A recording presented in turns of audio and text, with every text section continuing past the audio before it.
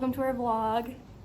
Okay, so the vital stations. So the things you're gonna need: a stethoscope, sphygmomanometer, pulse ox, something to write down your vital signs on, and a watch.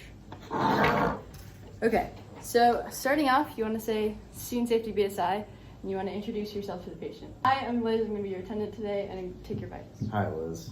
Okay, so moving on from there, I'm going to start with the pulse ox. So turn it on, press down that green button, and when you're using the pulse ox, you want to take note if the patient has any nail polish on their fingernails. Does he have any nail polish? No. Beautiful. So I'm going to take his finger, boop, put the pulse ox right on there, and then tell him to just relax his hand on his leg. You'll know that it's on the right way if the kind of cord is on the top of their finger. Exactly. Unless it's like unless they got nail polish and you want to turn it on its side.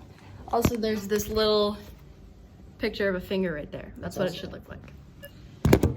All right, so that should be making some beeping noises in the background. With his other arm, I'm going to start taking a blood pressure. So we're going to take the cuff. I'm going to ask him to flip his hand over so his palm is facing upwards and relax it on my thigh. There we go. Can you even see that? I don't know. Okay. Let's relax on the table. Yeah. Put it pretty firmly around his upper arm. I don't want to be covering that joint region either. All right, so after it's on there pretty firm, I'm going to take my stethoscope and I'm going to put it in my ear so that the little lobe thingies are pointing that way. Put that in my ears. I'm going to lock the bulb thing, and I'm going to pump it to around 180 to 200 millihags. Once it's at that point, you put the stethoscope kind of right in the middle there.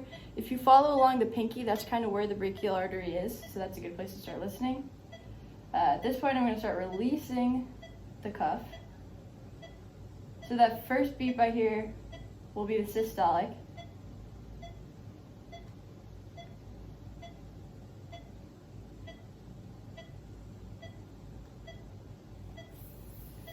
And the second thing you hear is the diastolic.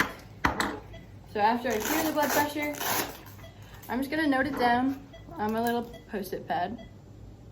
What'd you get? Got 116/72. Is that normal, DNP? Sure. Okay, cool.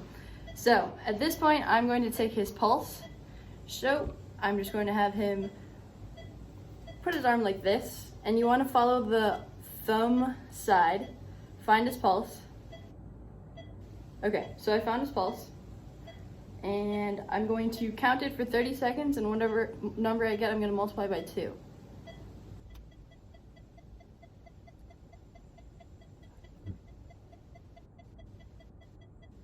So after I've counted for 30 seconds, I'm going to note that number in my head. So he's 62 strong and regular, but I'm also going to be counting his respirations right now. I don't want to let him know that I'm taking his respirations just because then they'll start thinking about their breathing.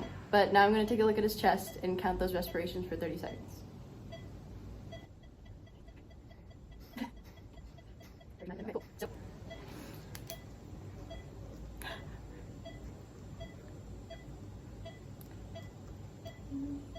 Okay, so as you can probably hear, the pulse ox has been beating this whole time.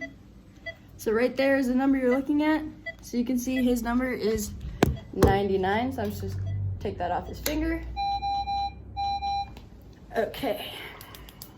Now, if you notice, like, you're getting a pulse ox reading and it's somewhere between like 95, 96 or something, try readjusting the position of it on the finger or move it to a different finger.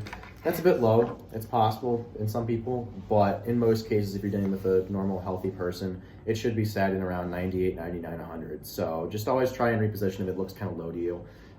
Just because it says it's 96 doesn't necessarily mean it's going to be 96. Very wise of you, Dean. Okay, so at this point, your examiner will ask you to repeat the set of vitals you took. So this is why comes in handy. So his blood pressure was 116/72. His respirations were 14, regular and unlabored. His pulse was 62, strong and regular. And his pulse ox was 99%. The station is complete.